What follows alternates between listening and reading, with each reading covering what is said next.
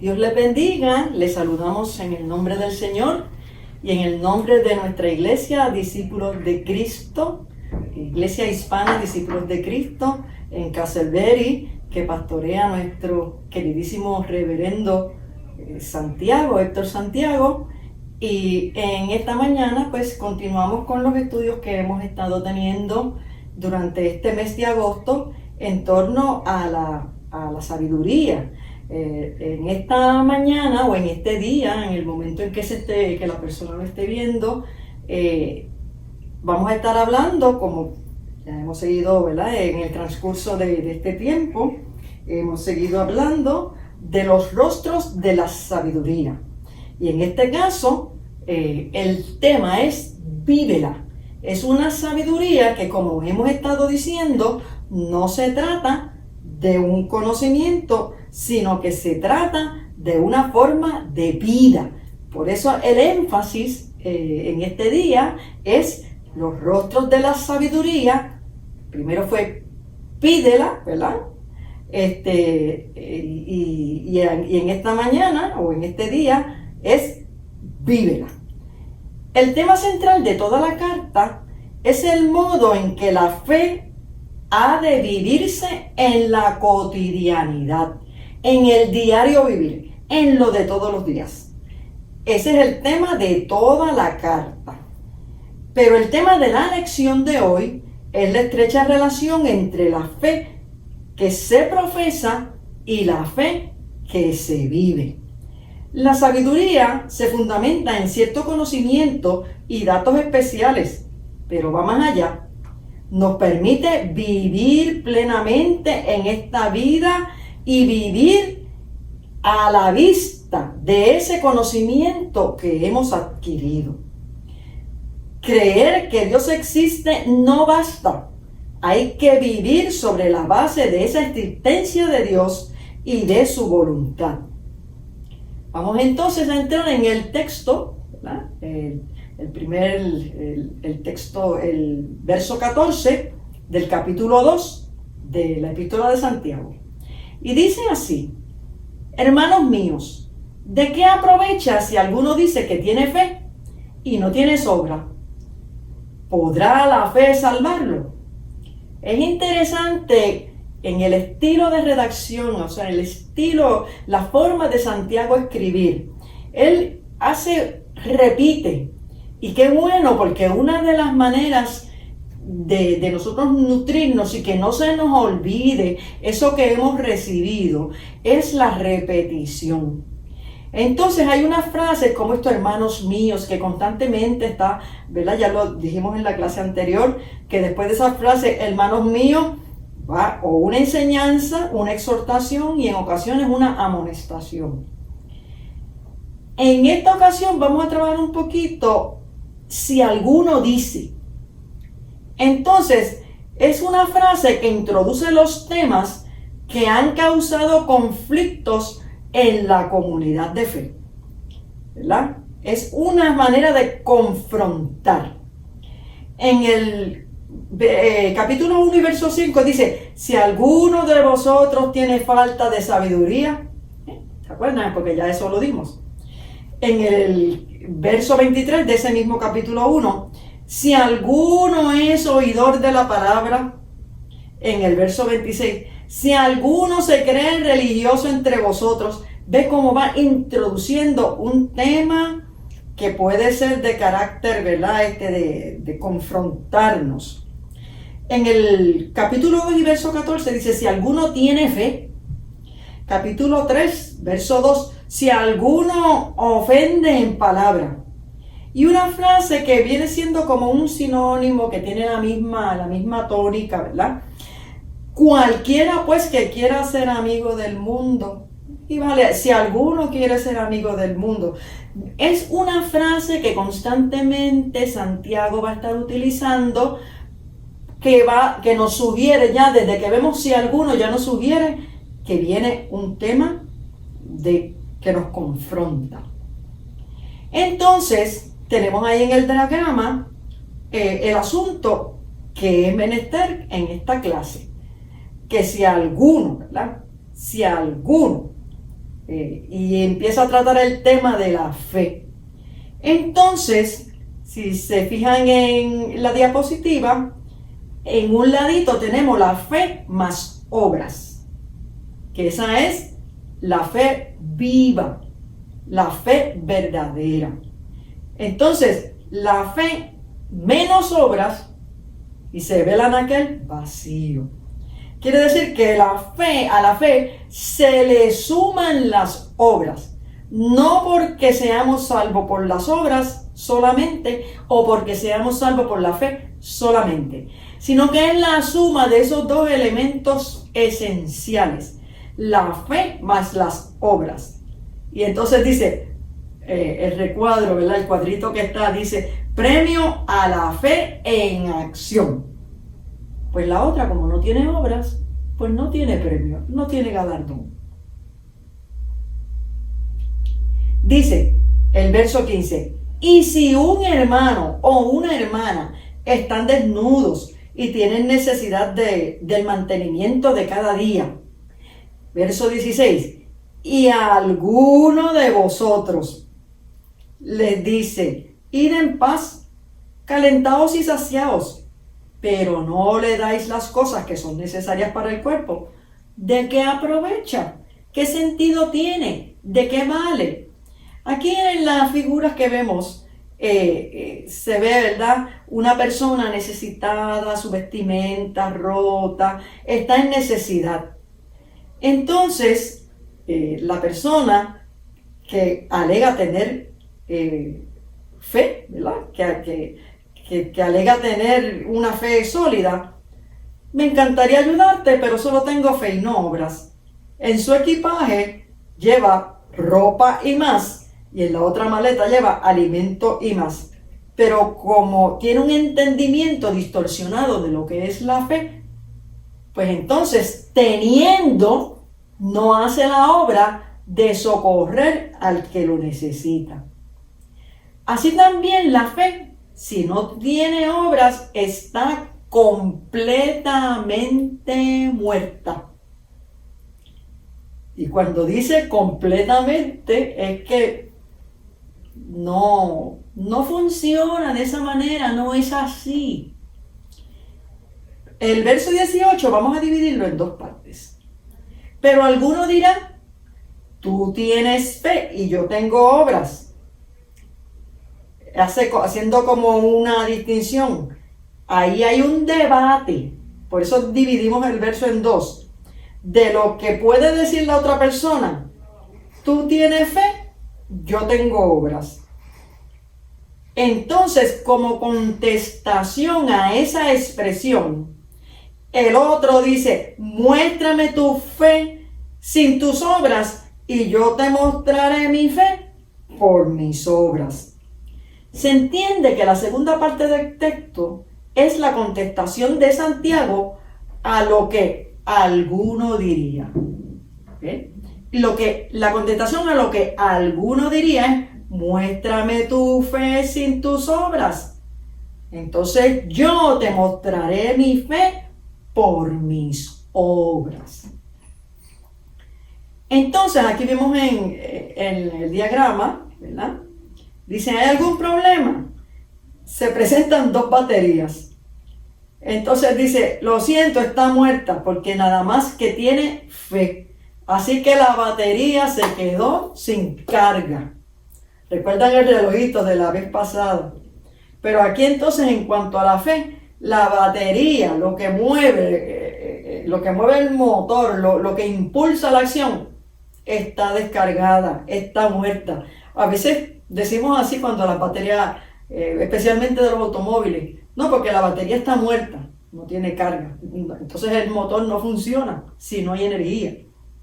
Al otro lado está la fe y las obras. Y el voltímetro se fue hasta el máximo, midiendo que ahí sí hay carga, que ahí sí hay energía. Y eso se traduce en nuestras vidas.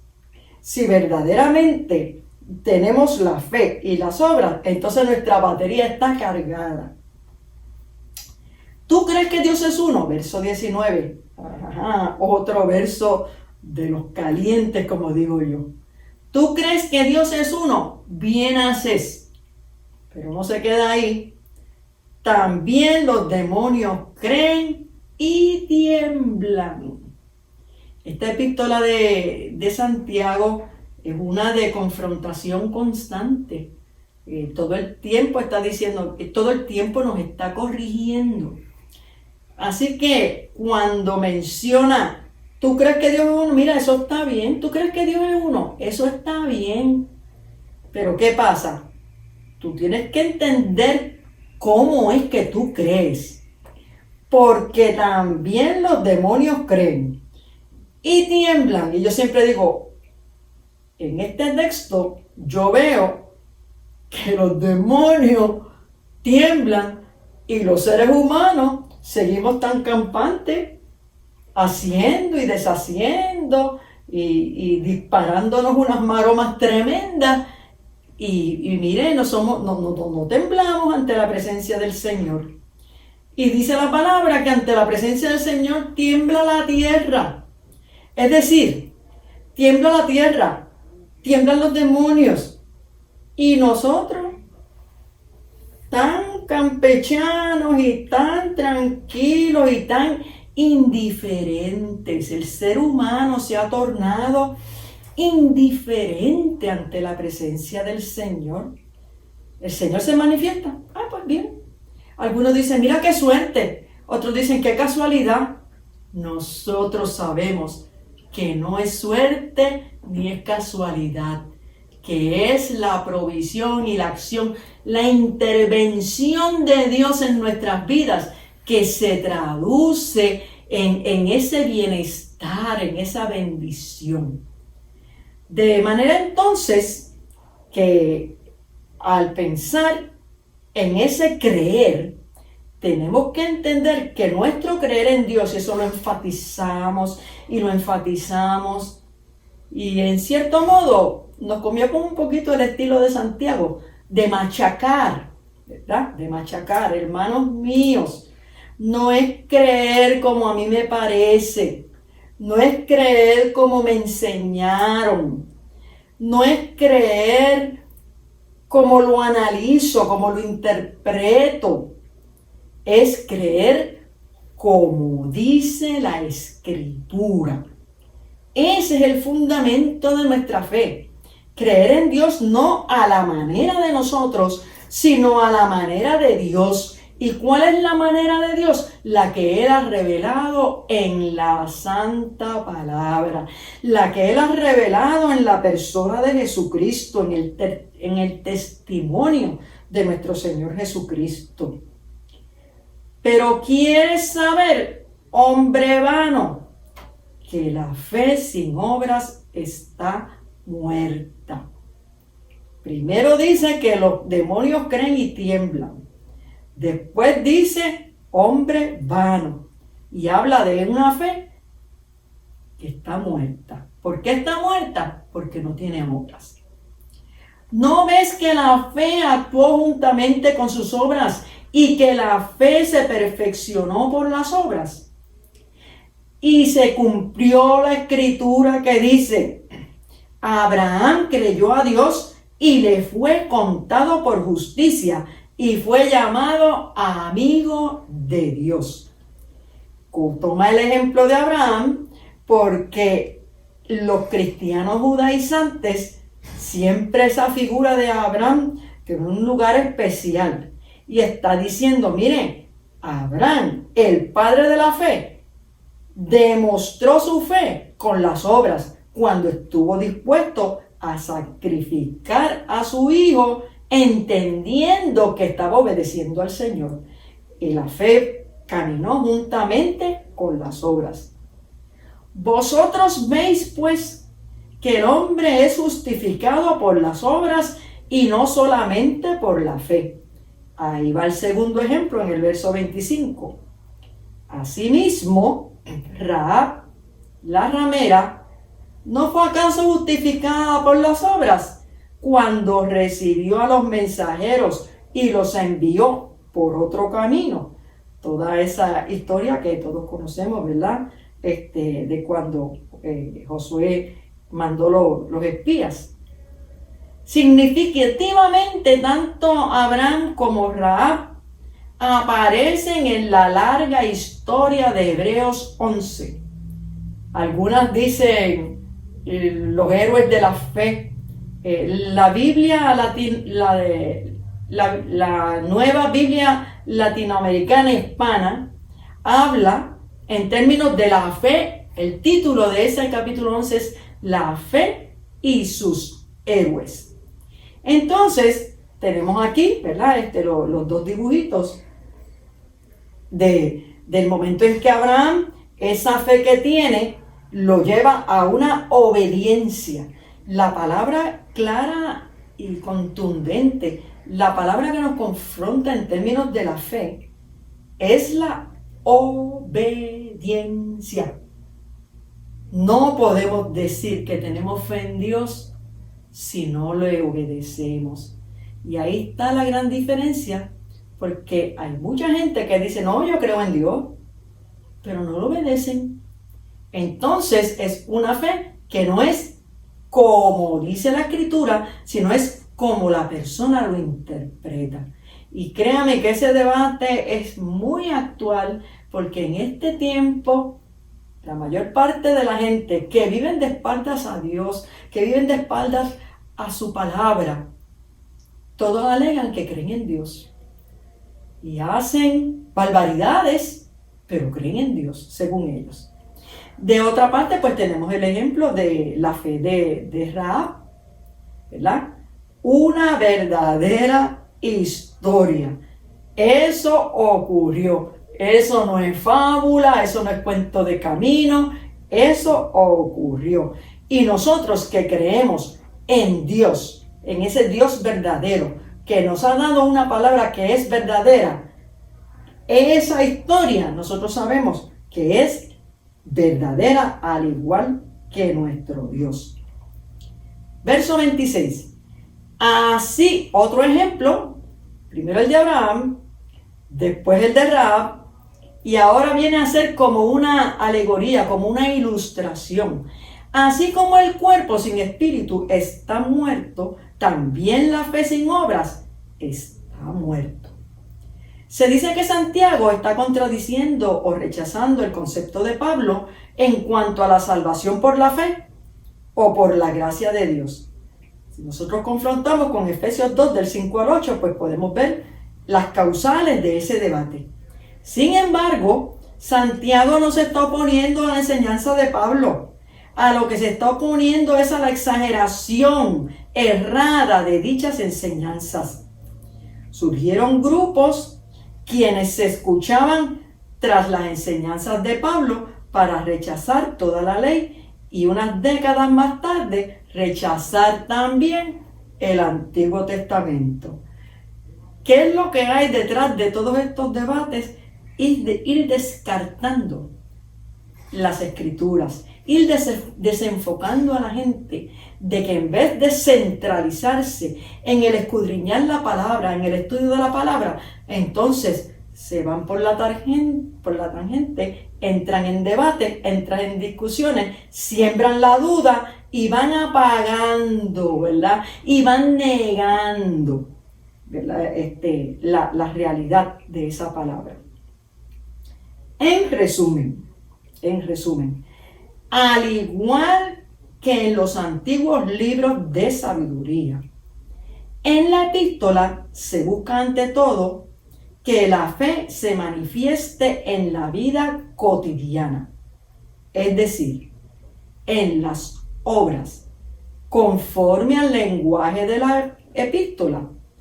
La fe en la vida cotidiana él lo resume o lo ilustra a través de las obras, porque la fe se manifiesta en obras, según Santiago nos recomienda.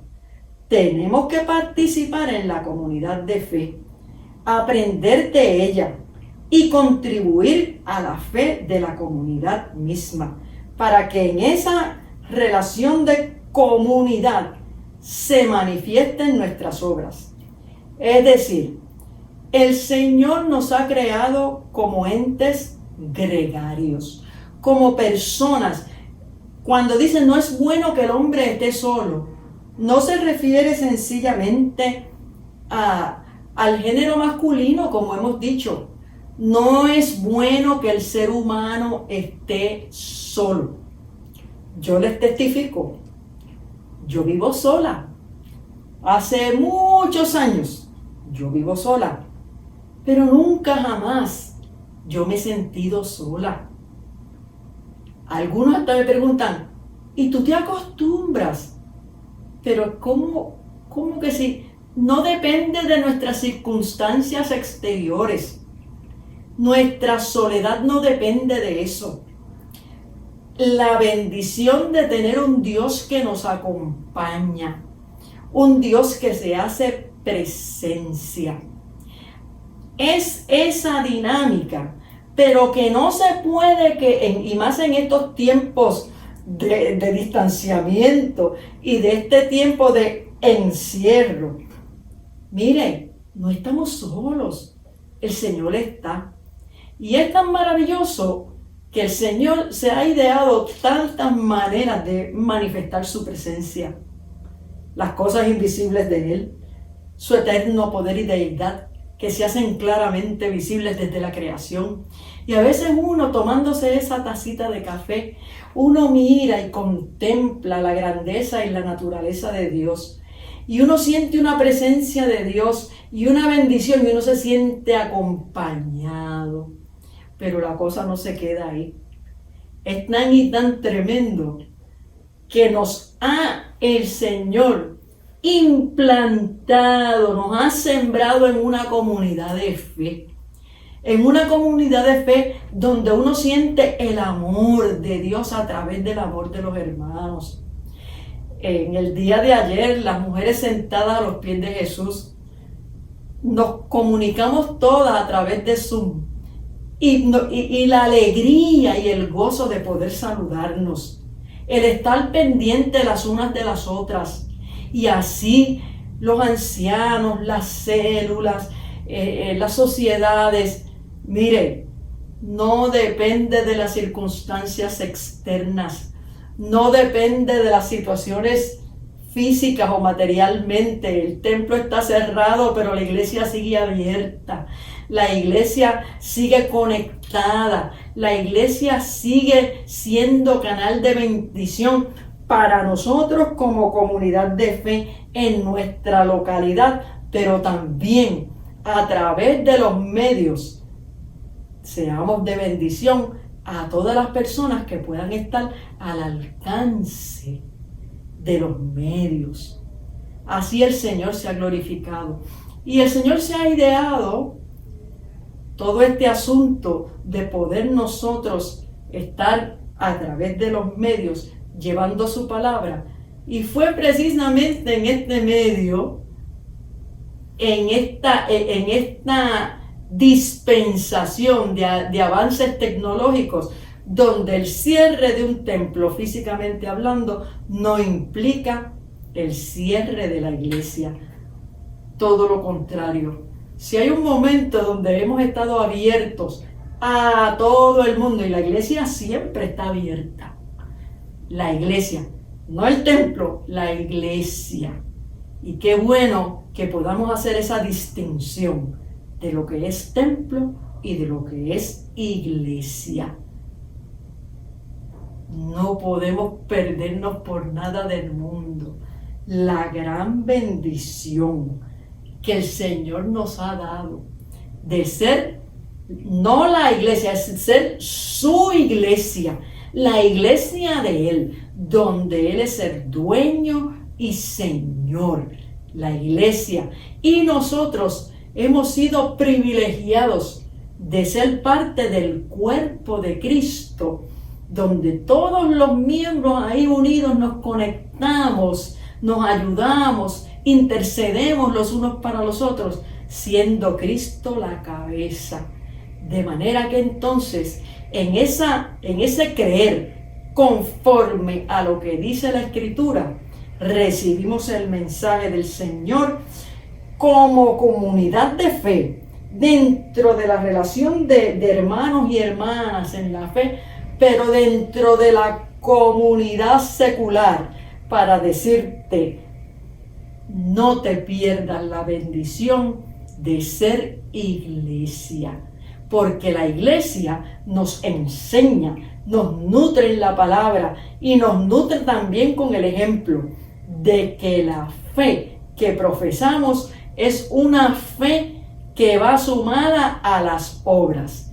Y si hay algo que tiene la iglesia, es una fe sólida, pero muchas buenas obras, integrando la fe y las obras en lo que es la voluntad de Dios revelada en su palabra. El Señor permita que en este día tú recibas esa fe, como dice la Escritura, y te conectes al cuerpo de Cristo que es la iglesia, porque el Señor está a la puerta y llama. Él llama a la puerta de nuestro corazón. El Señor nos llama. Llama al que está afuera, que no tiene tal vez conocimiento, que no ha tenido la experiencia del Señor, pero también nos llama a nosotros a que de ninguna manera, esos fundamentos de la fe sean disueltos o sean desmenuzados por los debates. Estamos en tiempo que se debate mucho los fundamentos de la fe, que es el tema de las mujeres para este semestre. Los fundamentos de la fe. Si nos dicen fundamentalistas, gloria a Dios, porque todos de alguna manera tenemos un fundamento. El nuestro es Cristo, que ese Cristo, que es nuestra roca, nuestro fundamento, sea contigo en todos y cada uno de ustedes y en todos los días de nuestra vida, hasta que Él venga o vayamos a Él. El Señor les bendiga.